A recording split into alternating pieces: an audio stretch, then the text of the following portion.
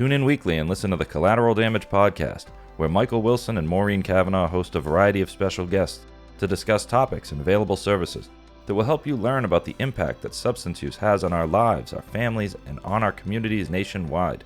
Episodes and listening information can be found at www.cdpodcast.com. You can also search for Collateral Damage Podcast on your favorite listening platforms or watch previous and future episodes on YouTube. Don't forget to subscribe and share. Welcome, everybody, to another episode of Collateral Damage. This is Mike Wilson with my co-host, Maureen Cavanaugh, and we have a special guest today, Richard Zombeck. Thanks for joining us today. I appreciate it. I understand that you have, you're currently employed as a addictions recovery coach and a peer support supervisor. And this is, how long have you been doing this? The whole thing or well, the addiction recovery coach part. I think that's. So I started with Bridgewell and Project Cope in 2016, I want to say. Okay. It might have been a little earlier, and that was responding to, it was on call 24 hours, responding to calls in the Lynn Union Hospital emergency room. Okay. And so, recovery coaching's really only gotten a lot of recognition over the last 5 years since it's been brought into Massachusetts, right? Recognition, yeah. Yeah. I know people have been doing it for a while. It's been around for a long time, but it's only really just kind of taken off as the new shiny object in the medical community. I think that would surprise a lot of people, don't you, that it's been around for a while? Mm-hmm. Well, it's been around since the 1800s. And William White, who's kind of like the godfather of the recovery coach movement, tracks it back as far as, early Native Americans. Helping other people get through a crisis is nothing new. Right. Mm-hmm. Right. Just because you put a label on it doesn't mean it hasn't existed for, eons. Right. So, but in its current iteration, it's probably been about 5 years. Okay. And they've done quite a bit in 5 years. I mean, as you said, it was the new shiny object. I know that when it first came around, it was hospitals wanted them, everybody wanted them, and now I guess it's, or at least I'll just give you my experience. So I recently went through and did the training for the first 30 hours, as well as the supervision training, and then the trainer, TOT, training of the trainer. Training of the trainer. Just learning about the program and what it does. And the one thing that I keep hearing across the board is just the confusion maybe on the front end about what they're supposed to be there for. The individual, what is their role on the front end? And that's why I'm glad we have you here today, so you can maybe tell us a little bit about your role on the front end, because I know even the programs that hire people don't necessarily know where they should be. Well, yeah, and I may not make it any less confusing for you. So. Well, we got to ask. So, what's your question? What is it that I do? Or what is it that we do? Or what is the role of a recovery coach? So this, again, really depends on who you talk to. Right. Mm-hmm. You could have a different recovery coach on here. And what's the most common one that always comes up? We remove barriers to recovery, right? Something like that, which to me is just whatever. Yep. No, I mean, honestly. So one of the reasons why I think this is relevant, why it's important, and I don't want to say why it works, but I'm going to, just for the sake of argument. Mm-hmm. One of the reasons I think it's effective is, so for the last 40 years, let's say, we started with a model that was very similar to this, right? Mm-hmm. People who are helping other people get through recovery, address their addiction, address their alcoholism. Mm-hmm. And then we threw a bunch of regulations and degrees and letters behind people's names and gave them quote unquote answers to the issues that we're addressing. Right. And what we have now with people, let's say people like me, right? I'm a little over 12 years in recovery. And typically what happens is you come into a hospital, you ask for help, and you have something done to you, right? Yeah. So you come in asking for help, and the clinical and medical staff do something to you. Right. You have to go here. You have to get this. You need this prescription. This is how you're going to do it, right? the recovery coach model, at least the way that I see it, is more of a relationship of mutuality. Okay. Right? Like, what do you want to do and how can I help you get there? Mm-hmm. Right? So there are three basic components to being effective, I think, in treating anyone, right? Because we're dealing with human beings, right? And compassion, pragmatism, and altruism are probably the three main points that are helpful and necessary in doing this. And compassion is probably the most interesting because the real definition of compassion is wanting to ease someone's suffering, right? Doesn't say anything about fixing someone. Right. It's just easing someone's suffering, right? And addicts and alcoholics, despite what most people think, are suffering, right? And we end up in the emergency room, and we're a pain in everyone's rear end.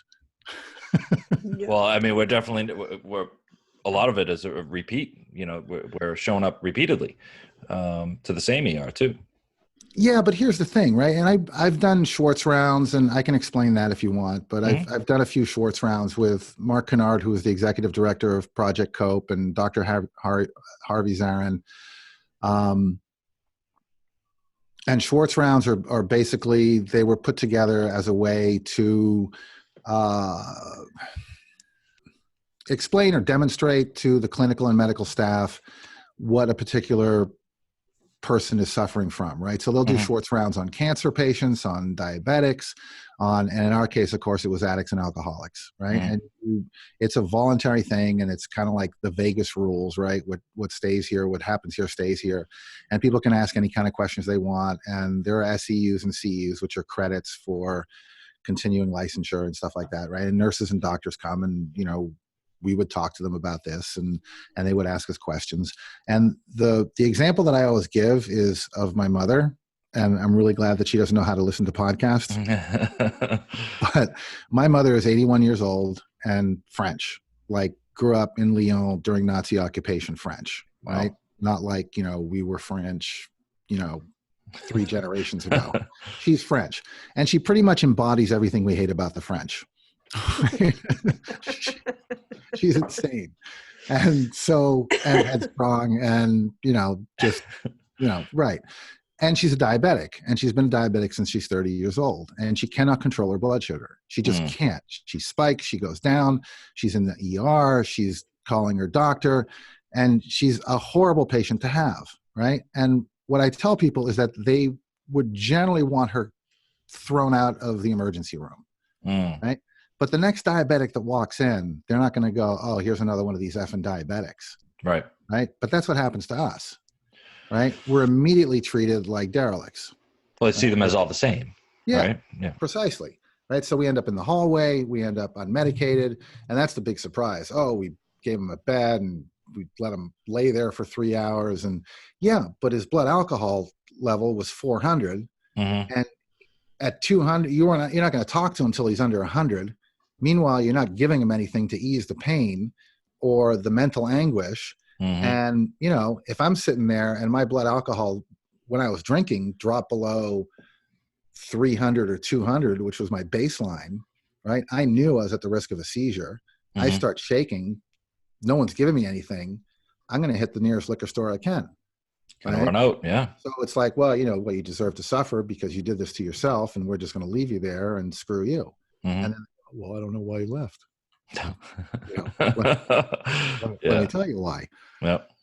So well, I don't know. I don't know if that answered your question. Probably not, but well, I mean, it did. It sounds like, you know, that person on the front lines is supplementing, you know, maybe that human element that the staff kind of get burnt out on, that or maybe they're just not capable or qualified to do. I mean, you're going to the ER and you're going to get a more of a, I don't know what you call it, like a triage response to your issues. You come in there with a problem, we're going to get to it, but that the coach actually can step in and be that person. Well, yeah, to advocate and to support and to assist. And you're right, it takes a lot of heat off of the emergency room staff for us to be there, because then they don't, this sounds a little cruel, but then they don't have to deal with that person, and we can, right? So to go back to your original question is, we've been doing things to people, And I'm going to paraphrase a guest that I had on my show a little bit,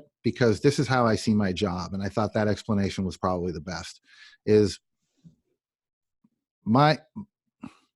I come at it with a fundamental belief that you internally know what's best for you. Mm-hmm. And my job is to help you tap into that. Okay. Irregardless of what I think worked for me, and irregardless of what I think will work for you. Mm-hmm.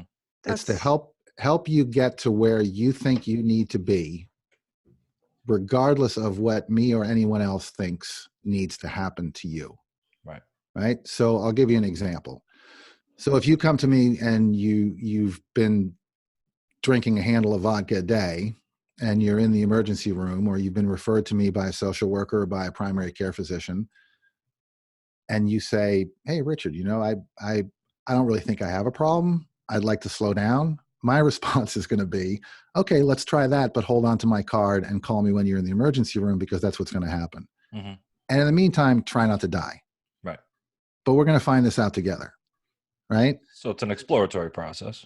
Well, yeah, to a degree. Well, to help them find to tap into that thing that they innately know they're supposed to do. I imagine that person has been told before and probably knows they need to stop, but they want to try slowing down first, right?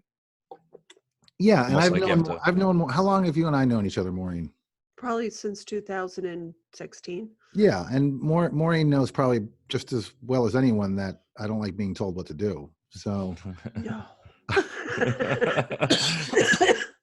Well, I don't think anybody does.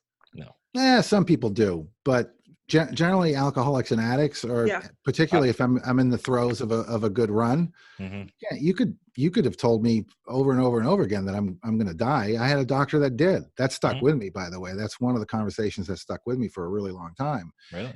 And that's what this model is based on, right?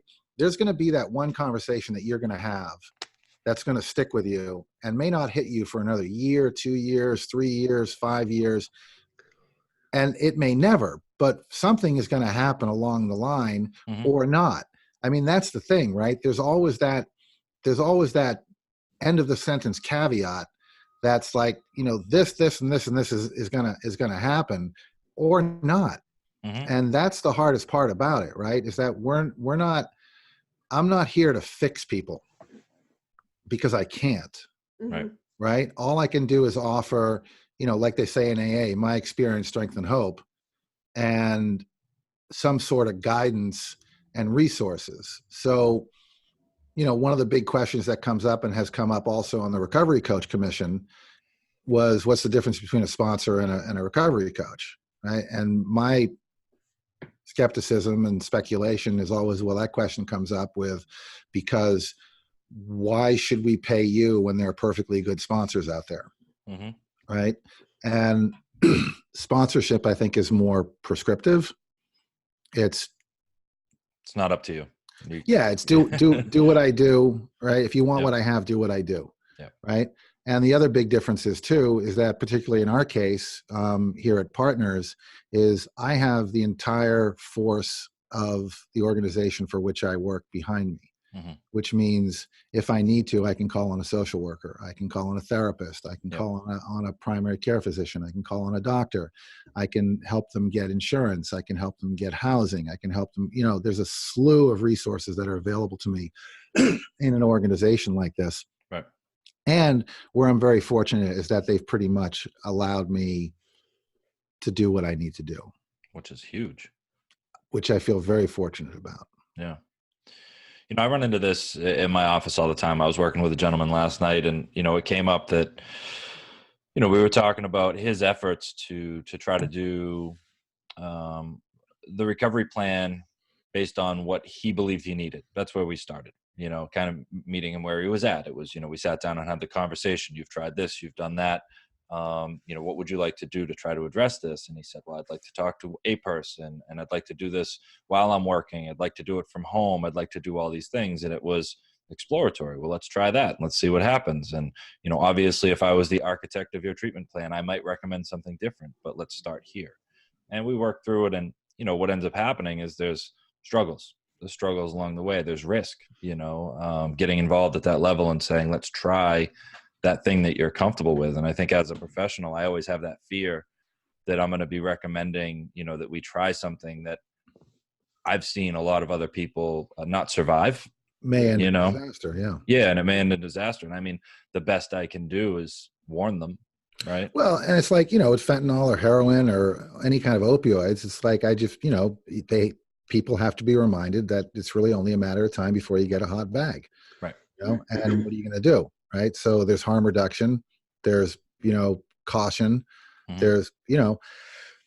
There's not always abstinence and cold turkey. Mm-hmm. And some people just don't tolerate it. Right. And so it is difficult. It's a hard, and, the stuff that Maureen does with Magnolia and supporting parents and family and stuff like that, that I think is the hard work. Mm-hmm. Because, I had heart surgery about a year after I got sober. Wow. And I had a valve that needed repaired. It wasn't any damage I had done from years of drinking and smoking. It was a genetic issue. But, people were looking at me like, my woman who was my wife at the time, my mother, and they were like, aren't you worried? I'm like, no, I'm not worried. Why would I be worried? Well, I mean, something could happen. It's like, yeah, but so what? I'm gone.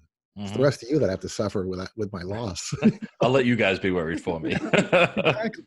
So the families and the stuff that you guys talk about and that Maureen is involved in, that's the real hard stuff, because it's like how, I would look at my parents and the people that were around me who, had no idea why I was doing what I was doing to myself. Mm-hmm. Right. And most of the time what they didn't understand is that I didn't either, is I knew I was on a road to destruction, and I couldn't stop. It wasn't a conscious choice. It was, right. It was survival. It was the only way that I could survive.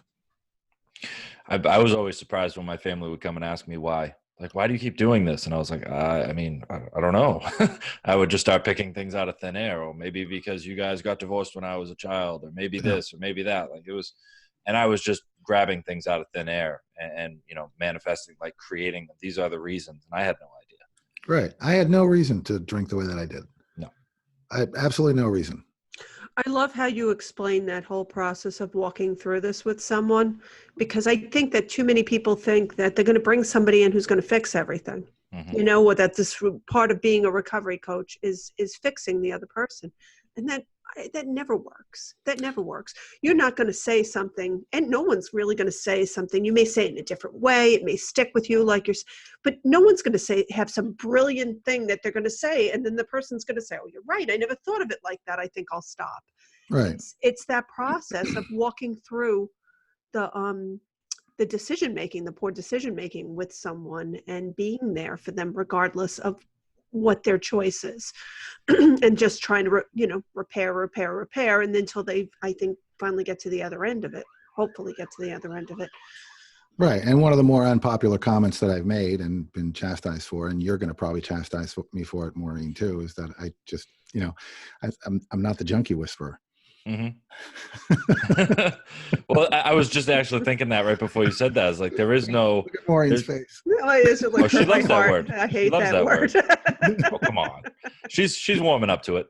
Oh my God. But there's no Tony Robbins guru of addiction that, is going to be able to, whisper in your ear until, like you said, the junkie whisperer and tell you what to do. But I like the idea of, you get this small window of opportunity at a hospital, at an emergency room, at a facility where, you may get to see somebody just for a short period of time post overdose, or you may get to see them, during an admission where they're coming in and there's some willingness, maybe some contemplation about change.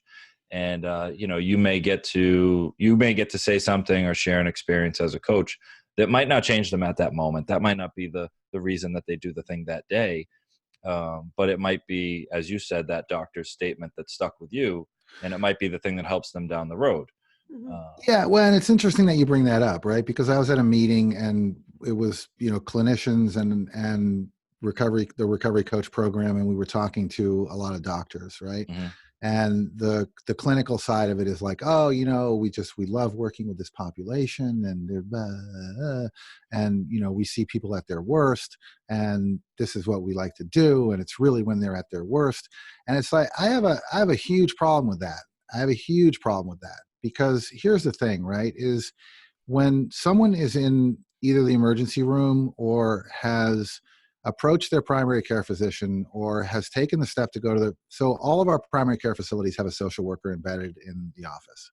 Okay. Right. So typically the way that it works with the referral from there is that they see the PCP, and then they're referred to the social worker, and then the social worker refers to us. Right. So it's kind of a lukewarm handoff. Mm-hmm. The emergency room and the inpatient floors are are a little bit different.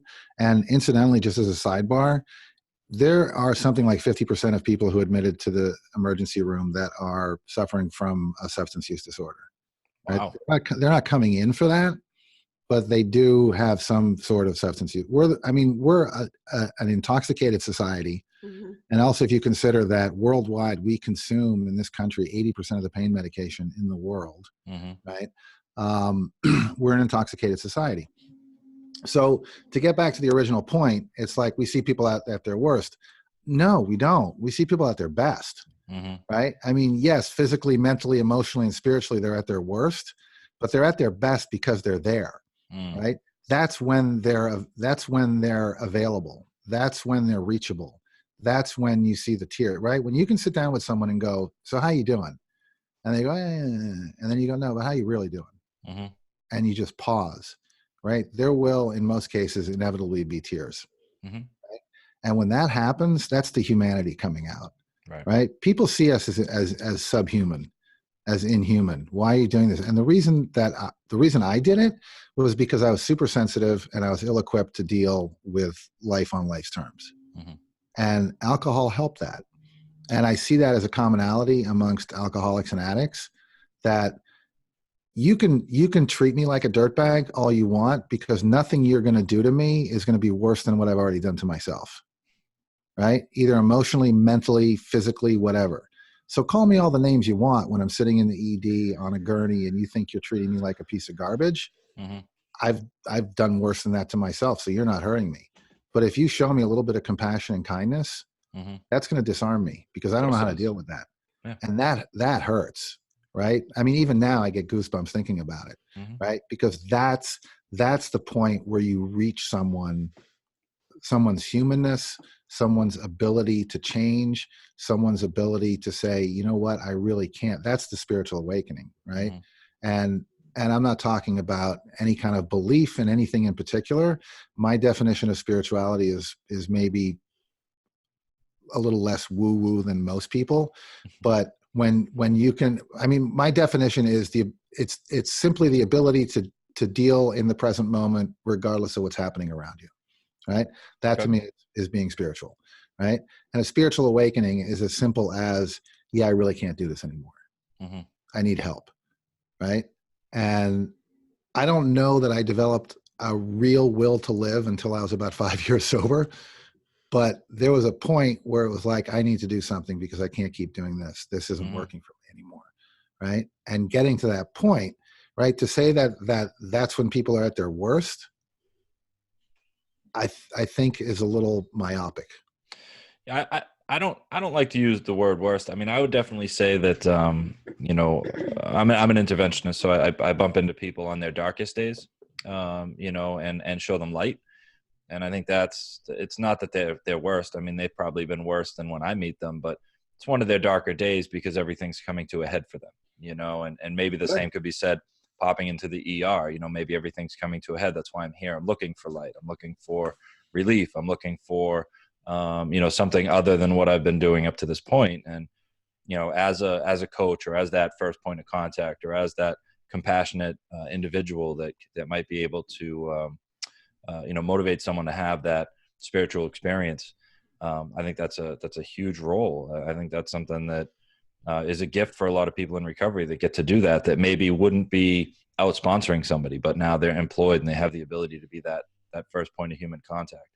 The one thing I see a lot is the And I don't know if it's just people don't have the experience or they don't understand why. But, you know, when we talk about the overdoses and people ending up in the ER and then they come out or they come back, they're brought back, you know, via Narcan, and they're brought back from the overdose, that a lot of people who don't understand this illness think that that should be the time that you sit with them post overdose. And like, so now that this happened to you, right, you should want to get well. And, you know, you just made a good point earlier, is that, you know, it doesn't happen to you, it happens to the family. And, you know, the overdose doesn't really happen to the person either. I mean, they don't usually remember it. It wasn't their experience. It wasn't their trauma. They don't remember the ambulance ride or the EMTs pumping on their chest or the Narcan or the crying family members or the desperate tears and fear that surrounded them. And, you know, so when they are brought back, they're not brought back to, oh my God, I can't believe I did this. They're brought back to, oh my God, I'm really sick. This is uncomfortable. I need something and I need to get high, and you seem to be in my way. So could you move? Is more the attitude that they come back with. And that's shocking to people. And I think it's because they don't. I just saved your life. Understand. How are you so ungrateful? I can't believe you don't want treatment. You killed my buzz and I'm kicking like right now. Yeah. You know, that's what's happening.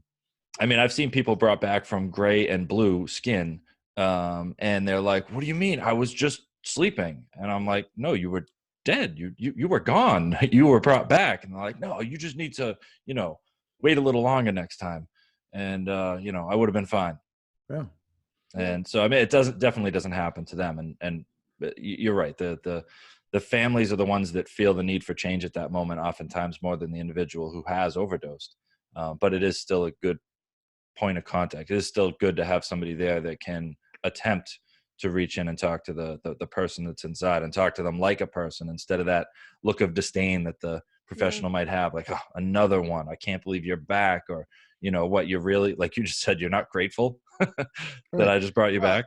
Yeah, well, exactly. And I'll tell you my own, I'll make it brief, but the last time I drank, I was basically on a 2-week tear because I was left to my own devices at home alone. And I was taken to the emergency room, and the next morning my esophagus ruptured and I had a 2% chance of living, and I was in ICU for 10 days, and they got me back together. They, you know, and I ended up in, you know, upstairs in, you know, the regular hospital room and stuff. And I still I don't even think I was quite done. I don't think I was ready to do anything about this. I just thought, I'll go home, I'll slow down, I'll be fine, I'll be okay on my own. And my parents, who were snowbirds between Maine and Florida, flew in. I was 43 years old at the time. And my dad's father was an alcoholic and had a lot of issues around that. And I always got this look of disgust from him, just total disgust, particularly when I was hammered. And I was prepared for that in the hospital. I was completely ready for that look and to be chastised and just this total disappointment. And the look on his face was really just of love. You know, I'm the oldest of 2 kids. I was the first one, and he was concerned. He cared, and I think it's the first time, maybe not the first time, but it's one of the times that I realized that he really did love me, and I've never forgotten that. And that alone.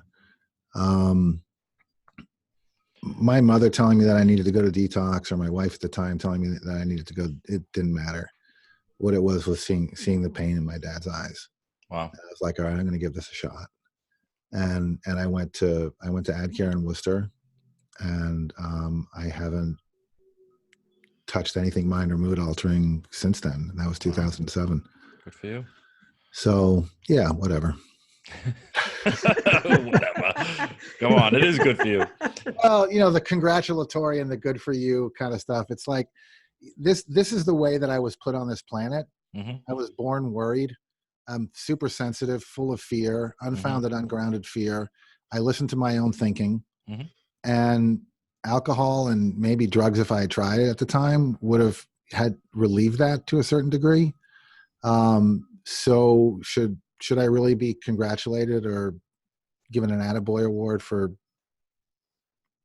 basically coming back to the point that I was when I came out of the womb, which is just this, you know, little spazzy kid that can't handle life and was never given the tools.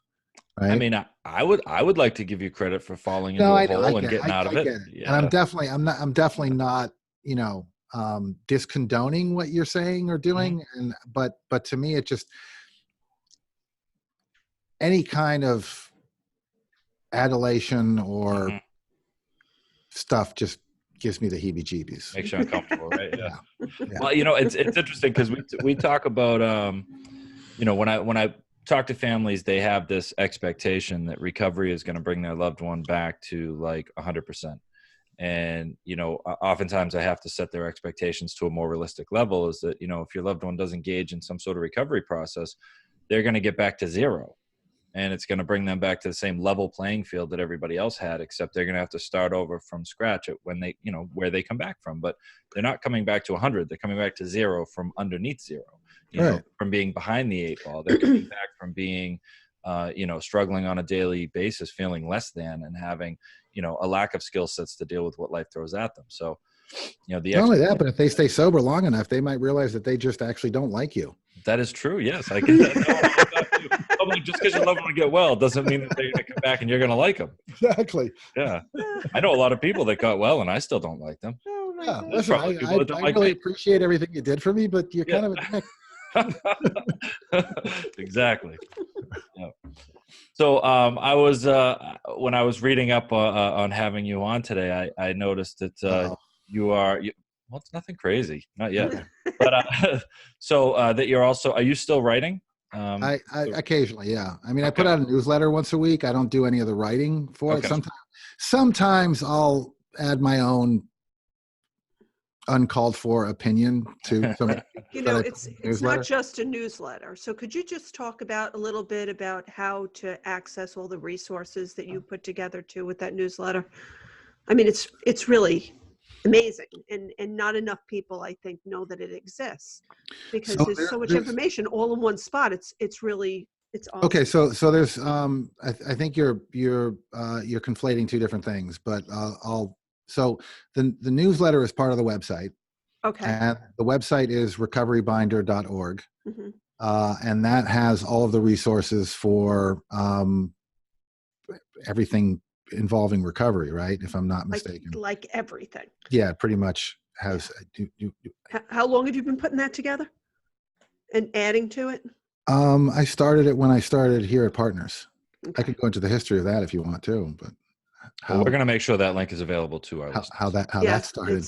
It's really an awesome resource. Thank you, Maureen. Yeah. And along with that website, I put out a weekly newsletter, which is current news and happenings around recovery. Okay.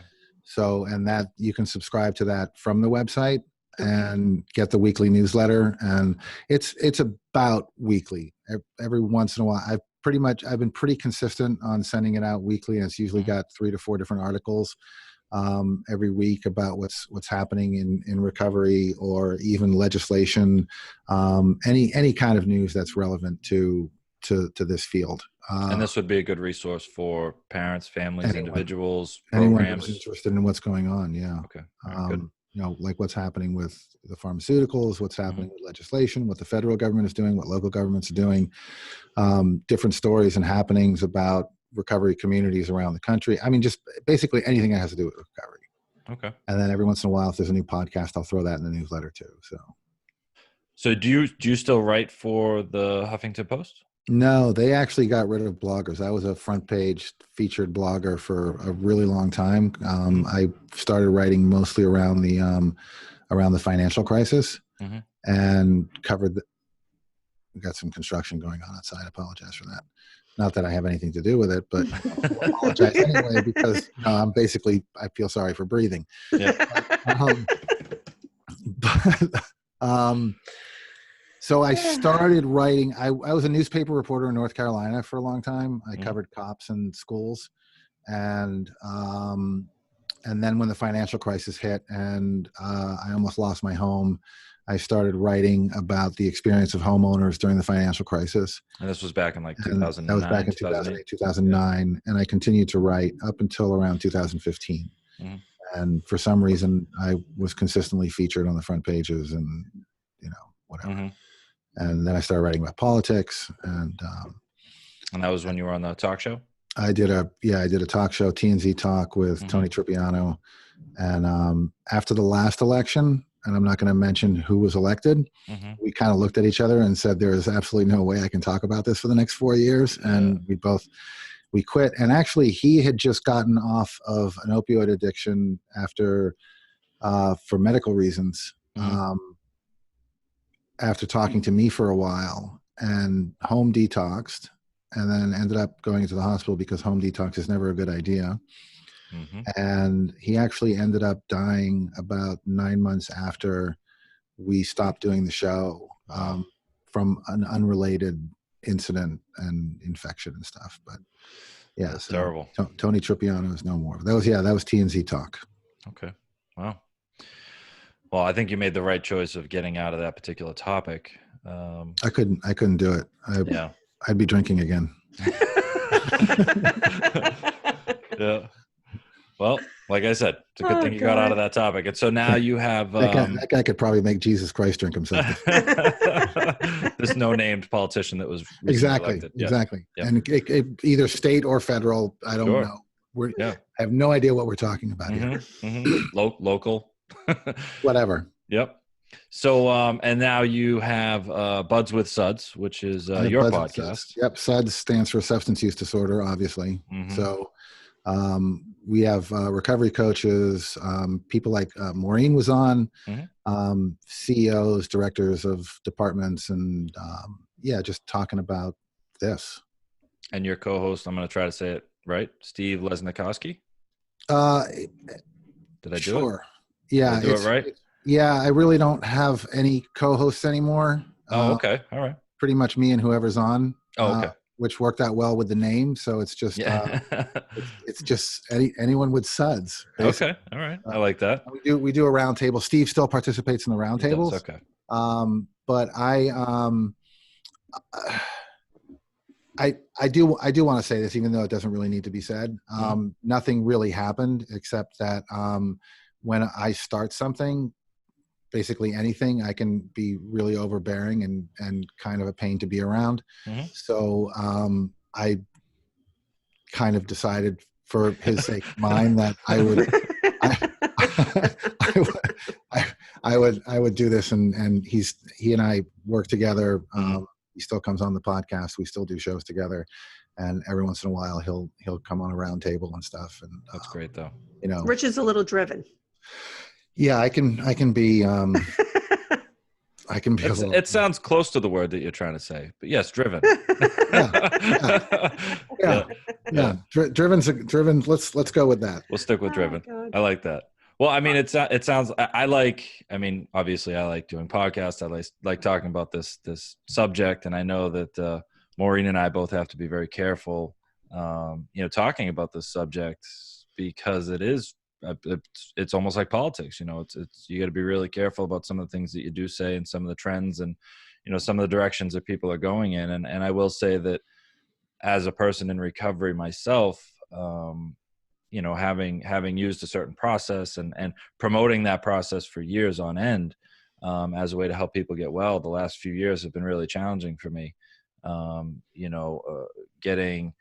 Wrapping my head around the fact that there's an overdose epidemic that's taking place at the same time as the substance use epidemic that existed forever anyway.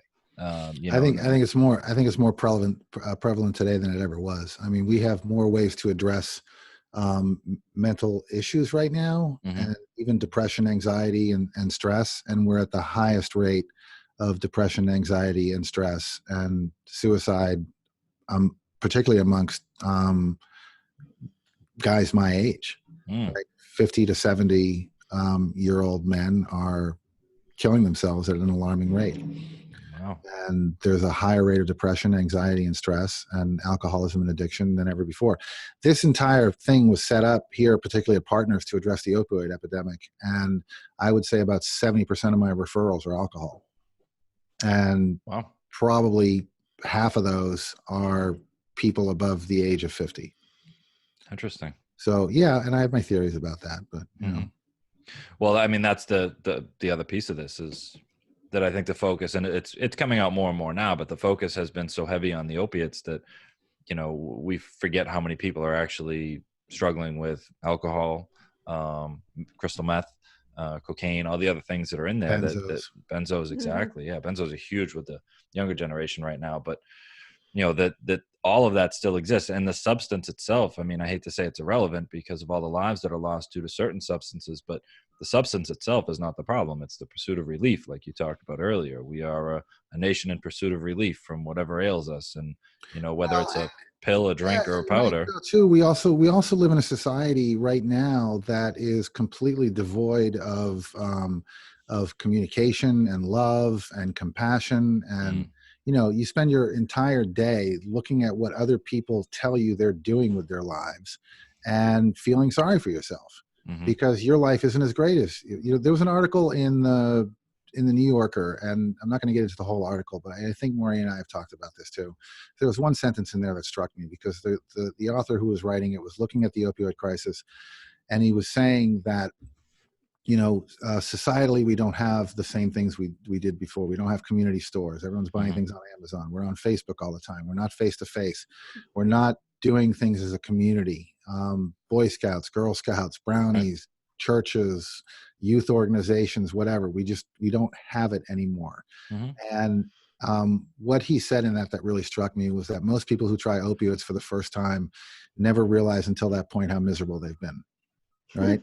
Because opioids mimic oxytocin, which is also nicknamed the love hormone, right? You get it during communication, during orgasm, during breastfeeding, even through hugs, right? You produce this hormone of oxytocin that opioids to a degree mimic, right? And alcohol and other things mask, right? So you can numb yourself, you can, make yourself feel better, higher, whatever. And we have that all available to us, right?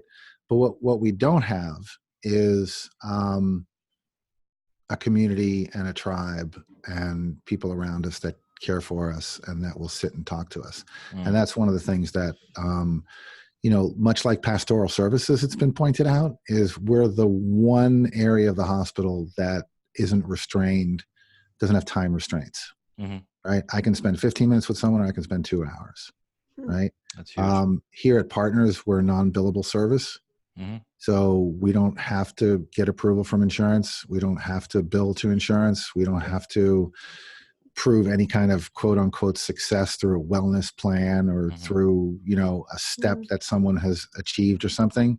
Our model is based on less ED visits. That's how we prove our viability, is less ED visits, more visits to the PCP, probably therapy, maybe groups, whatever, and less cost to healthcare as a whole in that respect. Richard, right? I am so glad you're doing what you're doing. We're really fortunate that you're out there doing this and talking about it. And I know, I know. That was my goal, actually. But I really mean it. I mean, he's so funny because he's so sarcastic and he's so and some of the stuff you said today was really beautiful, and I know that's hard for you to hear for some reason. But I do really go very back to true. Something Mike said too about if I can remember about being careful with what we say, and that you say that this talking about this is a lot like politics, right? That there are those kind of minefields that and here's the thing that I think needs to happen, right? Is we need to stop that. We need to stop being careful. We need to stop being cautious. We need to stop focusing on what words we're using and who's offended by what. And I know, Maureen, you've got a real problem with the word junkie, but you can read my article on recoverybinder.org. It's all about the use and the history of the word junkie. Okay. And here's the thing. Okay. Because I was at the Recovery Coach Commission in Boston, Governor Baker's Recovery Coach Commission, which is run by Mary Lou Sutter, the head of Health and Human Services for the state of Massachusetts, right? And someone used the term relapse, and someone on the panel got up in arms about how offensive that term is, and that we should use the term reoccurrence and whatever. And then 15 other people have another term that they think they should use. And then other people have no problem with the term relapse. And other people have a problem with the term reoccurrence. And we get bogged down in what we're saying and how we're saying it, that we're never really addressing the problem. Yeah. Right. And here's the thing, and Maureen, I'm going to chastise you very briefly here, because if you listen to the episode on Buds with Suds with Tito Rodriguez, he's the recovery coach supervisor for PARI, right? And he refers to himself as an old school dope fiend. And to some people that might be offensive, right? Now, I'm not going to refer to someone as a dope fiend. I'm not going to refer to someone as a junkie, but if they want to refer to themselves that way, have at it, right? Who am I to tell you that you can't use that term for yourself? And if it helps you stay and get sober and be in recovery for a little longer than you normally would have, because that self-degradation is important to you, or that term for yourself is important to you because it reminds you of something, who am I to say that it offends me, right? And that we're getting stuck on how we're talking about things rather than what we're talking about. Right. That I see as a real problem. Because that movement right there, the distraction, that's because that's what it is. It's a distraction. Thank you. It's leaking into my office. It's leaking into the social media. It's leaking into everybody's efforts to try to help. And I absolutely agree with you. And, I think it's interesting because as we get to the end of this particular podcast, there's like 3 episodes that just came up that need to be had, which is the language, the disconnection in society, where the closer we get, the further we are from each other, all of these things. And I actually guess I would like to see if you would like to come back on and talk about some of this stuff with us, because I enjoy this conversation. It sounds like I would like to dig into that one, the language. Maureen and I have this conversation all the time, not even in an opposing perspective, but just more so why are we talking so much about that? Instead of what needs to be done about it. But I may not be the best person for that particular episode, only because, here's the thing, right? I spent a good part of my life writing. Right? I've written professionally, I've written publicly. I spent a lot of time parsing my words and choosing my words very carefully, believe it or not. Same. Right? Yeah. And I don't care. I don't care what words you use. Right. I really don't. I care more about the action, obviously. Like, what are you doing about it? As long as we're addressing the issue. And we're not. I know. I agree with you there. I think that there had to be some discussion about language, but I think, as usual, we've gone too far in the other direction. Now that's all we're doing a lot of talking about that, not enough action. Well, and it's like trying to address stigma too, right? These stigma campaigns that organizations are running, right? It doesn't look like anyone at the table running these anti-stigma campaigns is someone in recovery. Right.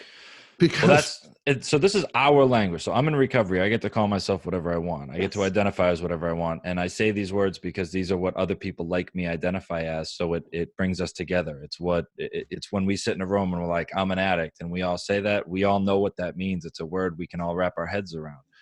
If I call myself a junkie, my fellow junkies know what I'm talking about. Whatever it is, it's like, those are our words. And I think what we've fallen back on, and Maureen and I have kind of come to just an agreement about this particular. We've agreed to disagree about it, but that, it's our language and we can use it, to your point, Richard, but professionally, staff, nursing staff, doctors and stuff like that shouldn't be using that. And more importantly, that it shouldn't be echoing in their head, even if they're not saying it out loud. As a society, I think we've gotten to the point where people just think that. They think junkie, they think this, they think that. And if we could get them to stop thinking it, that would be great. But I don't think we need to fight the language. But the problem with a lot of these anti-stigma campaigns too is that they're not really addressing the real issue, right? It's like, you're not going to. So here's the thing: is if you're calling someone a junkie, and I tell you, you shouldn't be calling them a junkie, you should be calling them someone with a substance use disorder, right? The intent behind calling them a person with a substance use disorder, if your attitude hasn't changed, the intent is still to call them a junkie. That's what I'm saying. It's what's in their head. So changing your words isn't going to do anything, right? What's missing is that we seem to have forgotten to look at another human being who is suffering as another human being who is suffering. That's where we've come a long way from, right? So it's like a chicken or an egg thing. Like, do you change the way you talk about them first, or change the way that you think about them first? I don't think it matters. I don't think you can, until you can understand that you're dealing with another human being who is suffering. right? And that's all it is. Well, I guess what I meant is that we'd have to reconnect as a society, and people would have to see people like people again first, Right. in order to treat them like people. So that's what I'm saying. Like, is it just do we change by talking about it differently? Does that make people reconnect, or is it a bigger, much larger kind of systemic problem where people just don't see people like people anymore? We're all desensitized. I mean, I think that I do think language is powerful, and that there has to be a little of both. Maybe it's gone too far in the other direction, but I do think that there has to be certain things that are just not okay. I'm going to agree with you, but I'm going to blow past it. Do it. because here's the thing, right? I've spent 12 years in recovery and in AA and going to all different kinds of meetings, and I have talked to and sat with and listened to people and hung out with people outside of the meeting, or I can even tell you my sponsor is like this little 75-year-old guy who owns 2 Harley Davidsons. He was part of the 81 supporter for the Hells Angels. He has Nazi tattoos. He comes off as a bigot, misogynist, and a racist, and Fox News watching, gun-toting, but he's one of the most compassionate people I've ever met in my life, right? And I'm serious, right? He's helped me through some really dark times, and I have met people that I otherwise would never have talked to, would never have communicated, would have avoided like the plague, would have crossed the street if I saw them coming the other way. Yeah. And I think what the recovery coaches are effectuating is that human connection, right? And other people are seeing that happen. And when they see more of us coming into the ED and into facilities and into primary care facilities, they're remembering that because somewhere that touched them. Right. So we can change the language all we want. And I do agree with you, Maureen, to a degree. And you and I have had, many conversations about this. But when people see that human connection and that kindness and that compassion actually work, yes, right, it flows through the rest of the organization. Right. And when you have people that can articulate that can talk about it intelligently, without getting all up in arms and offended about the term you use, because now right there immediately you're putting someone on guard and they feel like they've done something wrong, and the communication and the conversation ends at that point, right? And that's why I blow past things like that. That's why I don't like talking about things like that, because it misses the larger picture, right? And when I can sit in a room with doctors and clinicians and very nicely tell them that they have no idea what they're doing. And not that I'm an expert or anything, because I'm certainly not, right? Well, I mean, we should be bringing information from the ground up, right? To help the people Right. who are treating these folks understand what these folks actually are. You've lived it. The only way we can change this is by showing them that it can be changed. Right? That's the only thing that's going to work. Well, I'm glad you're out there doing that, and Me I hope too. that more people do it. And I Definitely guess have to have you back. Oh, yes. Yeah. All right. I would like to thank all of our listeners for joining us today on this episode of Collateral Damage. As always, if you'd like to find out all of the different ways that you can listen to and subscribe to our podcast, you can visit our website, which is www.cdpodcast.com. There are many different ways to listen, download, and subscribe, so we encourage you to choose the one that is most appropriate for you. And as always, we would encourage our listeners to get informed and stay connected. Thank you for joining us.